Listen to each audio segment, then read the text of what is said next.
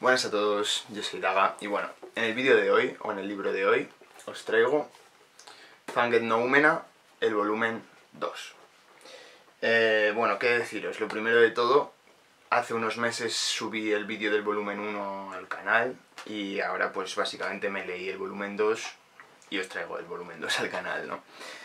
Así como las primeras cosas que deciros, si no os habéis leído el volumen 1, también avisaros de que el volumen 2 a mí en lo personal me ha parecido menos interesante que el volumen 1. Es decir, al fin y al cabo en la primera parte del volumen veo que tiene los textos más importantes y por así decirlo, digamos, aquellos que son como... que podríamos decir que revelan o que tienen más presencia el pensamiento de Nick Land o más importancia, digamos, para entender al autor, pienso yo, ¿no? Aún así sí que es cierto que es una recopilación interesante y de que al fin y al cabo el estilo de Nick Land está presente en ambos volúmenes. Hay que tener en cuenta de que al fin y al cabo Fanged Noumena, aun siendo el libro más importante, la obra más importante del autor, sí que es cierto de que al fin y al cabo tiene como una composición bastante rara. La primera, o sea, realmente la edición española está dividida en dos volúmenes, pero la verdadera edición, es decir, la edición inglesa, que no sé si salió en 2011-2012, está en un solo volumen. Entonces la editorial Oliobionte, que es la que editó este libro, prefirió hacerlo así más que nada para que se quedara, por así decirlo, de una forma como más cómoda a la hora de leer, porque sí que es cierto que son 300 páginas que si hubiera sido una sola edición habría sido más incómodo. Pero bueno, que os vengo a decir con todo esto, que al fin y al cabo esta recopilación de textos no dejan de ser un conjunto de artículos que Nick Land escribió en diferentes épocas. Esta, por ejemplo, comprende de 1990 a 2006. Y bueno, la cosa es esa, básicamente son textos como muy heterogéneos entre sí, todos ellos con su estilo, por así decirlo, tan punzante y oscuro y a su vez como bastante renovador, ¿no?, con respecto a la filosofía que se ha hecho hasta entonces. Y básicamente, pues la verdad es que tanto Robin McKay como Ray Brassier, que son dos filósofos tan importantes, si no me equivoco, cercanos, ¿no?, o están metidos en la cuestión del realismo especulativo y demás, al fin y al cabo son los que, por así decirlo, decidieron recopilar estas obras, estos textos, y hacer una obra, ¿no?, en la que poder editar estos textos tan interesantes de Nick Land, porque al fin y al cabo Nick Land no solamente es un filósofo con una trayectoria muy pero que muy particular, sino que además también la forma en la que se le puede categorizar, por así decirlo, es imposible, porque tanto a lo largo de su carrera, de su trayectoria como filósofo, hasta que dejó, por así decirlo, de escribir o de dedicarse a la filosofía porque lo echaron y bueno, le dio un brote psicótico, luego no sé si no me equivoco se fue a Singapur y dejó de lado todo esto. No sé, por así decirlo, es un filósofo que tiene como una trayectoria bastante peculiar, ¿no? Y después de hacer esta digresión general sobre el contenido, como al fin y al cabo es lo que os comento, este texto, o sea, este tomo me ha parecido mucho menos interesante que el primero, me voy a centrar a lo mejor en algunos rasgos concretos y hablaré en general de lo que me parece la obra, ¿no? Porque al fin y al cabo, ya os digo, si os tenéis que leer los dos, empezad por el principio, no solo porque es lo más intuitivo, sino porque a mi parecer es mucho más interesante el volumen 1 que el volumen 2. Aún así, yo creo que este texto tiene también el interés de que al fin y al cabo hay un conjunto de textos muy diferentes entre sí, desde algunos que se ponen a hacer, por así decirlo, reinterpretaciones de autores como Schopenhauer, Nietzsche, Bataille, ¿no?, que al fin y al cabo Land trató bastante a Bataille, tiene un texto también sobre él, Set de aniquilación se llama ese texto. Y bueno, y a muchos más otros autores. Kant va a ser un autor que va a estar presente siempre, ya sea como, por así decirlo, como para reformularlo, como para criticarlo, como para recoger aspectos suyos. Lo mismo pasa con Deleuze y Guattari. Al fin y al cabo Deleuze y Guattari, es más, como sabéis en este canal, ¿no?, si habéis podido verlo con anterioridad, si habéis estado viendo mis vídeos, Deleuze y Guattari son unos autores imprescindibles, ¿no?, en concreto Deleuze, pero en conjunto con Guattari. Y la verdad es que a mi parecer, hasta lo que he estado leyendo en mi vida, sinceramente Nick Land yo creo que es el que mejor recoge la batuta, ¿no? O el camino que abrieron Deleuze y Guattari en sus obras de capitalismo y esquizofrenia. Yo creo que Nick Land es el que mejor ha sabido, por así decirlo, recoger ese legado y, por así decirlo, reinterpretarlo y transformar la filosofía de Deleuze y Guattari un poco, o actualizarla con ese toque personal suyo, ¿no? Al fin y al cabo yo lo que destacaría de Nick Land, su lectura, no solamente es ese punto tan experimental, que en algunos momentos llega a ser incluso grotesco, ¿no? Porque tenemos, por ejemplo, el capítulo que se llama... Bueno, no sé ni leer cómo se llama el capítulo, pero que básicamente son todo... No se enfocará. Son todo como textos entre números, palabras... No, palabras no, pero son, por así decirlo, formaciones de palabras con diferentes signos, ¿no? Con signos que realmente no son del alfabeto. Una mezcla de números, interrogaciones, exclamaciones, etc. Bueno, la cuestión es que este estilo a veces también bastante corrosivo, ¿no? Por así decirlo, yo creo que lo posiciona, ¿no?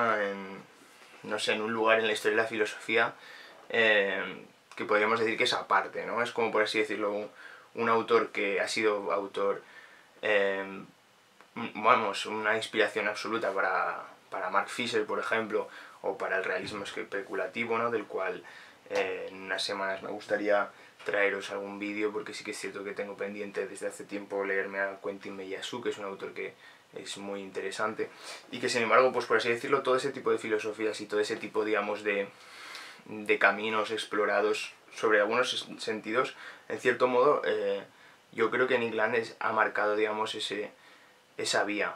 Ha marcado esa vía en tanto que ha intensificado ciertas líneas de pensamiento, o porque ha dado, por así decirlo, su punto de vista acerca de lo que hay, ¿no? A mí en lo personal lo que más me gusta, por así decirlo, es, uno, cómo recoge esa interpretación de Deleuze y Guattari, sobre todo en una cuestión de abstracciones metafísicas, ¿no? Como también, por así decirlo, de esa parte, por así decirlo, de, digamos, esa visión, por así decirlo, tan novedosa que bebe de Deleuze y Guattari, pero que a su vez, digamos, como que también añade, digamos, su propio estilo tan particular acerca de cómo ve el capitalismo. Y también, sobre todo, añadiría también ese punto de vista cyberpunk, ¿no? Que está inspirado en sus lecturas, ¿no? de William Gibson y otros autores, ¿no? Al fin y al cabo, Nick Land es un autor de los años 90, porque al fin y al cabo los textos del 2000 son menores, y luego ya se deja. Entonces es, por así decirlo, toda esa cultura cibernética de la que él bebe, ¿no? Por así decirlo, está presente en sus textos, y a mi modo de ver yo creo que se ven reflejados también en esos acontecimientos, como pudiera ser la caída del muro de Berlín, ¿no? Que en cierto modo sella, por lo menos temporalmente, el modo de ver esa lucha fría, ¿no? Esa guerra fría que estuvo presente durante todo el siglo XX, ¿no?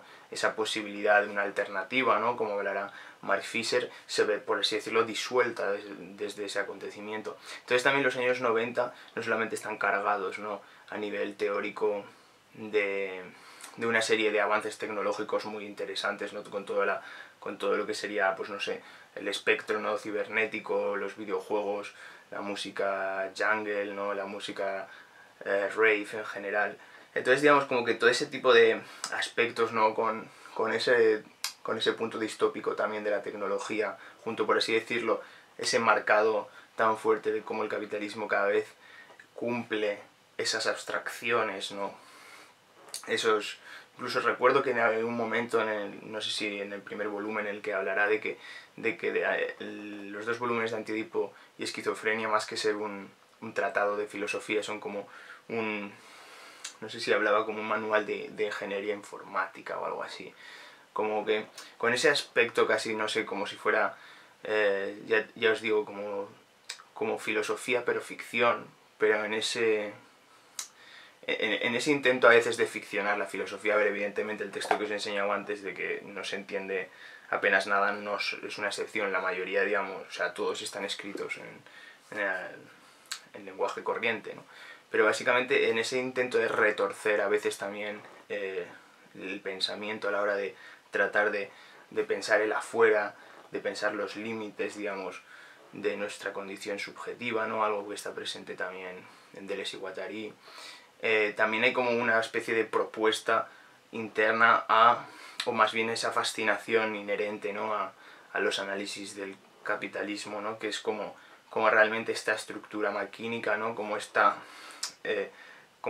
digamos, toda esta estructura, por así decirlo, tan compleja, constantemente está renovando, está destruyendo, está creando cosas nuevas, ¿no? Y a su vez, por así decirlo, desterritorializa, reterritorializa un montón de aspectos, ¿no? que hasta hace relativamente poco tiempo, ¿no? Eran absolutamente impensables, ¿no? Eso es algo que también está presente en el primer texto, ¿no? Tiene una parte que está muy bien, que hablaba, ¿no? Como, no sé describirla, pero básicamente hablaba como una especie de aritmética en la cual, ¿no? El proceso de aceleración de la humanidad hace que vayamos, digamos, como dividiendo, ¿no? Temporalmente sobre dos la frecuencia, ¿no? con la que ocurren las cosas, ¿no? Aritméticamente, ¿no? Es como de 16 años pasamos a 8, de 8 a 4, a 2, 1, medio, etc. Es como si, por así decirlo, la aceleración de los procesos tecnológicos y sociales desde hace muchos años, ¿no? Por así decirlo, viniera en una aceleración que cada vez es más fuerte, ¿no? Entonces, en ese punto especulativo, en ese punto de una ficción filosófica, es curioso porque evidentemente uno tampoco se lo puede tomar al pie de la letra porque es un pensamiento muy experimental, pero que, por así decirlo, en ese experimento, en esa forma de crear pensamiento, de criticarlo, de mostrar ciertas cosas y incluso a veces de exagerarlo, ¿no? Yo pienso que hay como un pensamiento que no solamente es novedoso por el hecho de que lo sea formalmente, sino que el contenido, por así decirlo, que aporta tiene como, por así decirlo, un mensaje muy profundo. Y por eso yo pienso que hay tantos autores que se han podido servir de sus ideas a pesar de el viraje ideológico que haya tenido cada uno, porque si estáis informados de ello, Nick Land no solamente es peculiar en su carrera académica y después, porque al fin y al cabo dejó la filosofía y se hizo periodista, creo recordar, sino que también, por así decirlo, es tanto amado como odiado por la derecha y por la izquierda, ¿no? Porque es un autor que, por así decirlo, ha tenido un pensamiento tan sumamente propio que la izquierda se le ha echado encima muchas veces y la derecha también. Y eso yo pienso que es algo que aplaudir, y más en un mundo tan polarizado en el que estamos, que la gente no sabe salir de su trinchera y solo sabe valorar aquello que viene de su bando, ¿no?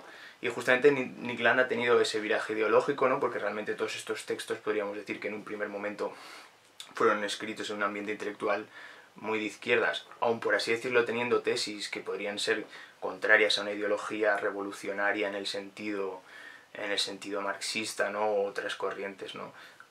Anticapitalistas, ¿no? Porque al fin y al cabo Nick Land es muy claro, es el padre del aceleracionismo y recoge al pie de la letra el fragmento más bien, que Deleuze y Guattari escriben en el Anti-Edipo, ¿no? Que por así decirlo no hay lugar a la revolución, que todo lugar posible al capitalismo, atendiéndose dentro de su propia estructura, es el proceso de acelerar esa estructura. El único cambio que puede haber es realmente acelerar el proceso de producción, o sea, de territorialización y desterritorialización, para que los flujos, por así decirlo, se liquiden más rápido, ¿no? Se condensen, ¿no? Y vayan poco a poco cambiando sus estructuras de una forma más rápida. Entonces yo creo que al fin y al cabo ese proyecto de Deleuze y Guattari, que por así decirlo lo dejan escrito y ya está, Nick Land lo toma al pie de la letra. Y por eso llega a ser tan corrosivo a veces, ¿no? Porque su forma de hacer filosofía, por así decirlo, molesta a aquel que es anticapitalista, pero también molesta a aquel que es conservador, ¿no? Porque también ve una proclama de todos de esas descodificaciones, por así decirlo, que atentarían contra las tradiciones, que también es algo que está presente en el capitalismo, por supuesto. Entonces, yo creo que es un pensador muy interesante, sobre todo también por esas concepciones, digamos, tan originales, ¿no? Que lo apartan un poco, ¿no? Del camino del resto, ¿no? Al fin y al cabo, yo veo que la historia de la filosofía, ¿no? Ya sea contemporánea, ¿no? Digamos, como que por así decirlo, marca muy bien unas corrientes y pone, digamos, a los pensadores muy bien como clasificados a veces, ¿no? En unas escuelas o en otras. Y por así decirlo, Nick Land, evidentemente con sus propias fobias, ¿no? Y filias, ¿no? Pero por así decirlo, como marcando un camino que ha allanado críticas y ha llamado, digamos, pues méritos por partes muy contrarias, ¿no? Y yo eso la verdad es que se lo reconozco y lo pongo como algo de lo más positivo de su pensamiento. Incluso hablando de esa última etapa, ¿no? Ya del 2012, si no me equivoco, del Nick Land, que no he leído su libro de la Ilustración Oscura, algún día me gustaría traerlo al canal, que incluso se le ha echado encima a mucha gente, ¿no? Por haber hablado de eso del movimiento neorreaccionario, que por así decirlo, tampoco puedo hablaros mucho porque no he leído todavía, pero básicamente, por así decirlo, saldría con unas nuevas ideas todavía más rompedoras a nivel, digamos, de lo que ha estado haciendo antes, pero sí que es cierto que hay ya un viraje incluso de derechas de una forma, digamos, claramente, ¿no? Entonces, ya os digo que es un pensador complejo, ¿no? Porque así de primeras tampoco se me ocurre a alguien que haya tenido, por así decirlo, una trayectoria tan estrafalaria, ¿no? Y, digamos, unas ideas, por así decirlo, también como que fueran tan intensas, pero también tan desinteresadas, porque ya os digo, si su obra más importante, Fangen Doumena, fue, por así decirlo, publicada por Ray Brasier y Robin McKay, como por así decirlo, para decir esto no se puede perder porque hay ciertos intelectuales que nos ha interesado mucho el pensamiento de este hombre, por así decirlo, Nick Land podría haber pasado a la posteridad como el gran olvidado que ha inspirado a personas muy concretas que a día de hoy podríamos decir que intelectualmente son muy importantes, pero que por así decirlo tampoco hay un afán de lucro con su pensamiento, de lucro no en un sentido monetario, sino en un sentido de, por así decirlo, de fama y gloria, ¿no? Nick Land simplemente estuvo investigando en el CCRU, en el Centro de Culturas Cibernéticas de Warwick, estuvo él dando clase, estuvo, por así decirlo, probando anfetaminas y otros tipos de estimulantes, bueno, de psicodélicos y demás para, por así decirlo, encontrar estados alterados de conciencia, y se tomó la filosofía, por así decirlo, como un laboratorio. Y todo ese tipo de procesos lo hizo, ya os digo, por el hecho del filosofar en sí y por ser una persona, yo pienso que muy auténtica. Y si no llega a ser por menos mal a estos autores, ¿no? que decidieron rescatar su pensamiento y publicarlo, se habría hundido perfectamente en el olvido, y aun siendo tan importantes para otros autores actuales. Entonces, por eso, más allá de que no me haya centrado tanto en el contenido concreto del libro, prefería centrarme, digamos, en ciertos puntos generales de Nick Land, ¿no? Porque al fin y al cabo, vuelvo a repetir, el volumen primero, a mi parecer, es más interesante en las ideas, digamos, que se deslizan, ¿no? por las diferentes párrafos. Así que bueno, no tengo nada más que decir. Espero que os haya gustado el vídeo y nos vemos en el próximo. Chao.